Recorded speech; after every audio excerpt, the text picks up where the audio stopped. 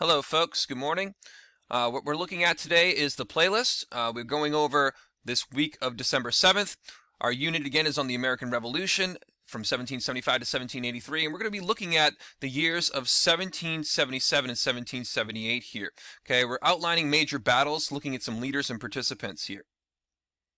All right, so as we get started, let's look at our learning objectives one more time. So we're asked to describe the key battles of the Revolution. We've talked already about Lexington and Concord, Bunker Hill, and last time we left off with the Battle of Trenton, which you're going to have a warm-up question on today. Now remember that Battle of Trenton, that's when Washington crosses the Delaware River.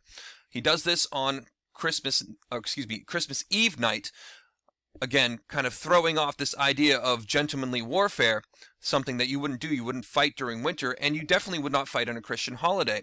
Well, Washington throws that to the wind, and he attacks the Hessian troops on the other side of the Delaware River in this Battle of Trenton, talking about Trenton, New Jersey. Okay, we went a little bit further than that and talked about another battle that he had just after that, which was in Princeton.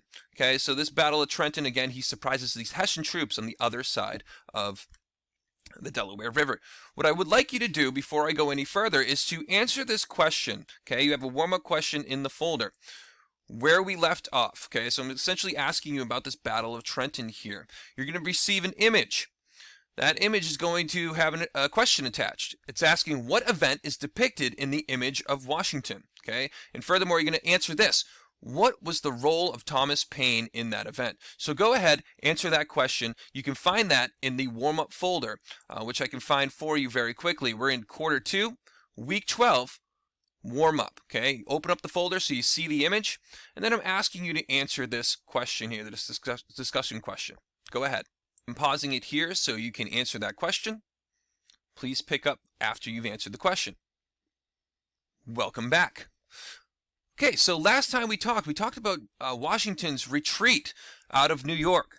We talked about Washington crossing the Delaware a little bit later after Thomas Paine writes his very famous American Crisis. These are the times to try men's souls. Things looked very bleak. Soldiers were leaving the army, okay? Washington was in full retreat, escaping.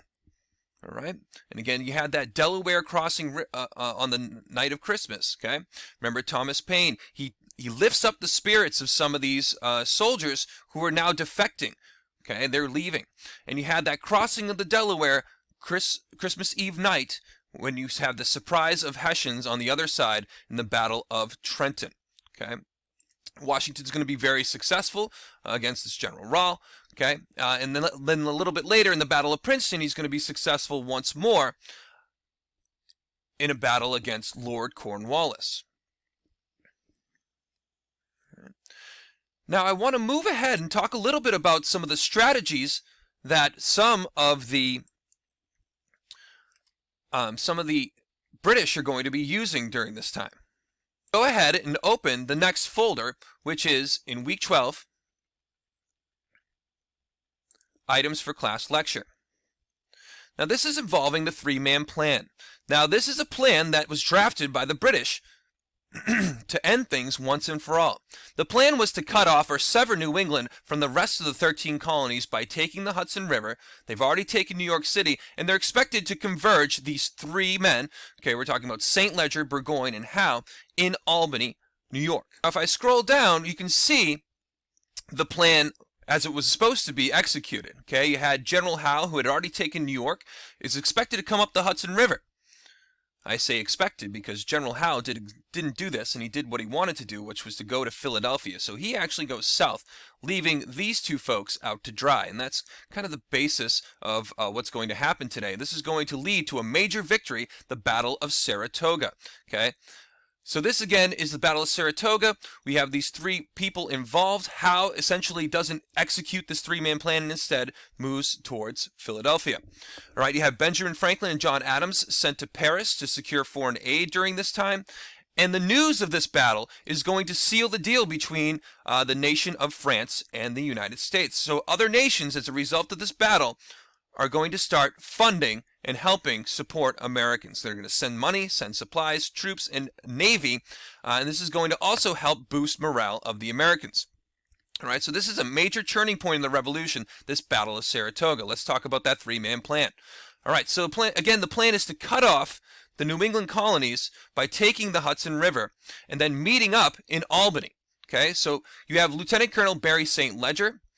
He's coming with 5,000 troops, and he's heading towards the Mohawk River Valley going east. Okay. And then you have Gentleman Johnny Burgoyne, who's taking 2,000 troops and leading south from Canada. Now, Gentleman Johnny Burgoyne, they call him Gentleman Johnny because he likes the finer things in life, like fine china, tea parties, and he likes the ladies. He's going to have some prostitutes with him that he's bringing with him along this journey. He has these fine, well-to-do carriages that he's bringing through the woods here. And that's going to slow him down considerably after you hear what happens next. Okay, so Burgoyne, he's going to have some trees that are going to be cut to block his path, and I'll explain why. Burgoyne is also traveling with Mohawk Native Americans who are going to commit an incident where they're going to scalp a young lady named Jane McCrae. Okay. Jane McCrae, she was trying to meet her loyalist lover.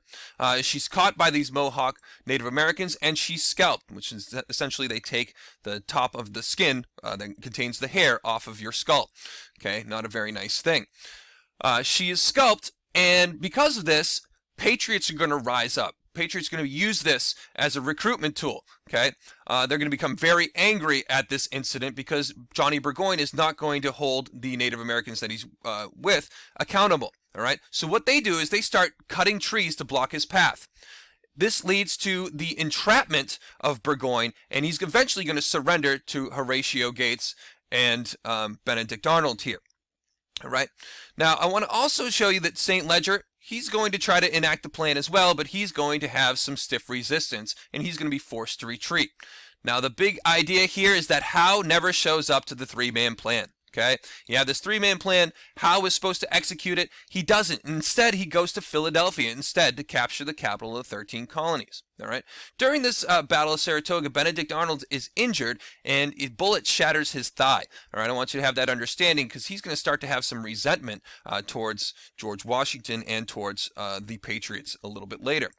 Now, I mentioned that Howe takes Philadelphia. I want you to open this piece called Flight of the Congress. All right, and have a look at Flight of the Congress here.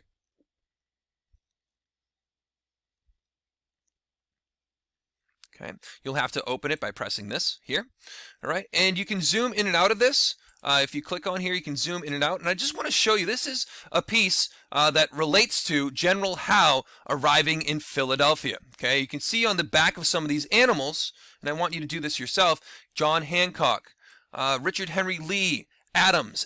These are animals who are essentially depicted running away, scurrying in Philadelphia, because that's essentially what had to happen. The Second Continental Congress, when Howe arrives in Philadelphia, was on the run. Okay, I want to quickly read this poem to you, and I want you to do this yourself as well. Impatient of imperial sway, the wild beasts of America in Congress meet disclaimed allegiance, and to the ass professed obedience. So they're talking about the ass here. They're talking about professing obedience to Hancock. With such new leader feeling bold, and they show this because he's got a lion skin on his back, pretending that he's has courage. Okay, that's what that indicates. With such new leader feeling bold, no wonder they disdain the old, resolving roundly one and all, in the good cause to stand or fall, then herding underneath the tree of treason, alas, liberty. Okay, liberty tree. They're calling it the tree of treason. They boast the baboon king's alliance, and at their own hurl mad defiance. I'm going to draw your attention up here. Louis Baboon à Paris. This owl is saying something about Louis is a baboon. We're talking about King Louis the 16th. Again, that Battle of Saratoga, that's going to secure the alliances of Louis the 16th. Their foul revolt their monarch hears, and straight upon the plain appears. Aloud the British lion roars. Roar! And what's he saying? Saying Howe. Okay, this is representing General Howe. And aloft, the German eagle scores. Okay, so you have this German eagle holding this snake called Independence, showing that independence is dead. And then you have this German eagle representing those mercenaries, those German mercenaries from Hesse and Brunswick, the Hessians. When lo, misbroken oaths and curses, the rebel rout at once disperses. Right, so you've looked at the Flight of the Congress. You have an understanding of that three-man plan. You know that Howe takes Philly instead, okay, leaving the Second Continental Congress to run and scurry for their lives. There's some extra information on the Battle of Saratoga if you felt like I didn't give you enough. You can read through some of that. But what I want you to focus on today is in the Week 12 folder, you have this classroom homework folder where you're going to watch an ed puzzle on Valley Forge. This is going to take place in the winter of 1777. And then you're going to answer some questions via a web quest. That's what I'm asking you to do today, essentially. I'm going to quickly go back to the playlist just to make sure you have that clean understanding of what you're expected to do. So you've watched my lecture on the three-man plan. You know that Howe has taken Philadelphia. You know that Saratoga is extremely important because it secures some of that assistance of foreign aid from France. Valley Forge, you're asked to do this for the rest of the class. Watch that ed puzzle and complete this web quest. Okay, go ahead and start that, please.